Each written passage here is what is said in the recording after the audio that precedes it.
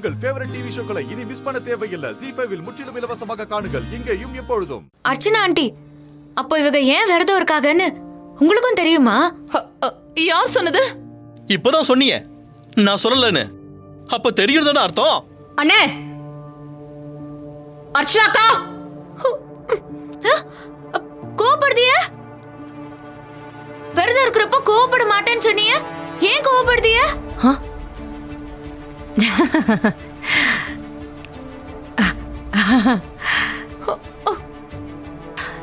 இல்ல, நான் கோவப்படல. நான் ஏன் கோவப்படுறேன்? பிரச்சனைய முடிக்க பாக்குறேன். போங்க, போய் வேலையை பாருங்க. போங்க போங்கம்மா, போங்க. நாங்க போறதெல்லாம் இருக்கட்டும். கல்பனா ஏதோ சொல்ல வந்தாங்கல்ல, அத சொல்ல விடுங்க. நீங்க சொல்லுங்க. மகாவும் அர்ச்சனாவும் ஒரு மந்திரவாதியை போய் பார்த்திருக்காங்க.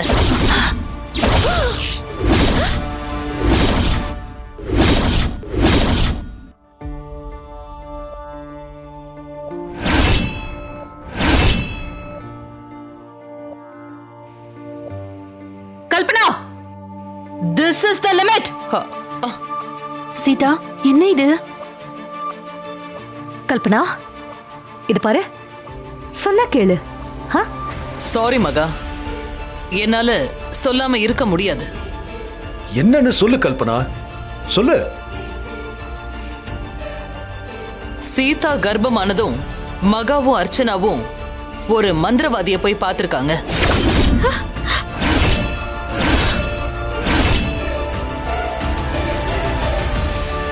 சீதா வயித்துல கரு உருவான நேரம் சரியில்லையா?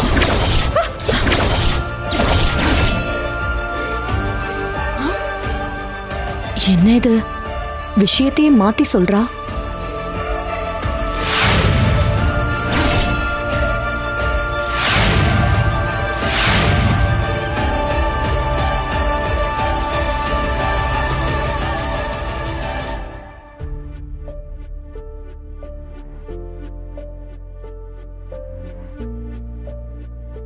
அந்த குழந்தை பிறந்தா குடும்பத்துக்கு நல்லது இல்லையா?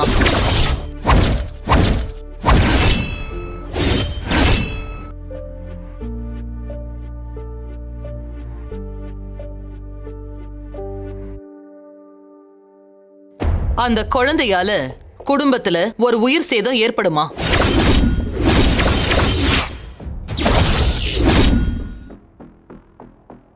அதுக்கு பரிகாரமா தான் மகா இந்த கடுமையான விரதத்தை பண்ணிட்டு இருக்கா.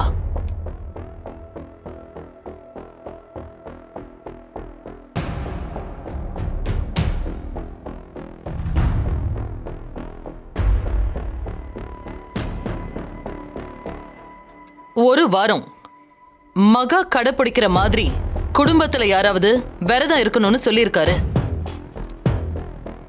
சீதா வயித்துல இருக்கிற கருவை கலைக்க முடியுமா? முடியாதுல்ல. அதனாலதான் மகாலட்சுமி விரதம் இருக்கா. சீதா, இவங்க சொல்றதெல்லாம் நம்பாத. உண்மை என்னன்னு தெரியற வரைக்கும் நீ கொஞ்சம் பொறுமையா இரு சீதா. சீதாக்காகவும் குழந்தைக்காகவும் மட்டும் இல்ல, இந்த குடும்பத்துல இருக்கிற எந்த ஒரு உயிரும் போயிடக்கூடாதுன்னு தான் இந்த விரதம். ஓம் நமஹ.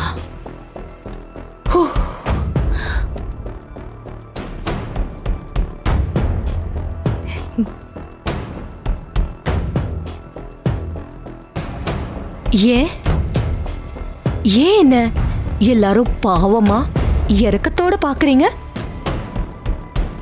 என்ன மகா இது? ஒரு நல்ல விஷயத்துக்காக இதை பண்ற, அதை என்கிட்ட சொல்லிருக்கலாம் இல்ல? சொல்லலதான். வேண்டுதல வெளியில சொன்னா பலிக்காதுன்னு சொல்லுவாங்கல்ல, அதனாலதான் சொல்லல. இவதான் ஒளறிட்டா. என்ன மாமா, என்ன இது? செய்வன மாயம் மந்திரம்னு எனக்கு ரொம்ப பயமா இருக்கு மாமா. பாருங்க, நல்லா கேட்டுக்கங்க. அந்த மந்திரவாதி சொல்றது சரியோ தப்போ, அப்படியெல்லாம் நடக்கிறதுக்கு வாய்ப்பு இருக்கோ இல்லையோ, அதை பத்தி யாரும் யோசிக்க வேண்டாம். அதை விட்டுருங்க. விடுறதா? எப்படின்னு எப்படி இவ்வளவு சிம்பிளா சொல்லிட்டீங்க?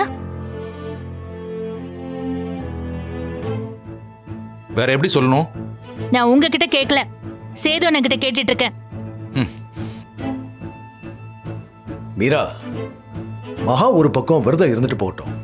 இன்னும் 3 நாள் தானே, அவளை கண்டுக்காதீங்க. அங்கிள், அவங்க விரதம் இருக்கிறது எனக்கு பிரச்சனை இல்ல. அதுக்கு ஒரு காரணம் சொல்றாங்க பாருங்க, அதுதான் எனக்கு பிரச்சனை.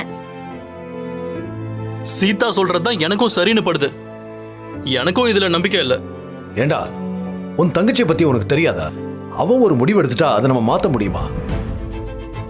அவ என்னவோ பண்ணிட்டு போகட்டும். ஒரு 3 நாள்ல ஒண்ணும் ஆயிடாது.